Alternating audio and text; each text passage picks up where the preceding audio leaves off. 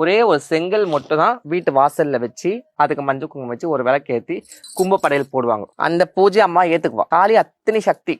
நம்ம எல்லைக்கு வரணும்னு எல்லைக்கு போகணும் அவசியமே இல்லை. நமக்கு உடம்பு சரியில்லை, இல்ல நோய் நொடி, இல்ல ஏவல் பில்லி சூனு எந்த மாதிரி துஷ்ட பிரயோகம் இருந்தாலும் ஒரே ஒரு தீபம் பக்கத்துல காளி கோயில் இருந்தா ஒரு தீபம் விட்டு, அம்மா தாயே நீயே எனக்கு பாத்துக்கோ, நான் உனக்கு சரணாகதின்னு சொல்லிட்டு வந்துட்டா முடிஞ்சிருச்சு கதை. அந்த நிமிஷமே அவ வேலையை தன் சக்தியை காட்டிடுவா.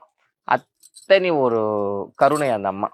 என்ன ஒண்ணு, இந்த அம்மாக்கு நம்ம என்ன பூஜை கொடுத்து பழகி இருக்கோமோ அந்த பூஜை கடைசி வரைக்கும் கொடுக்கணும். அவ்வளவுதான், வேற ஒண்ணும் இல்லை. பேட்டனை மாத்தக்கூடாது. பேட்டனை மாத்த நம்மள மாத்திடுவா.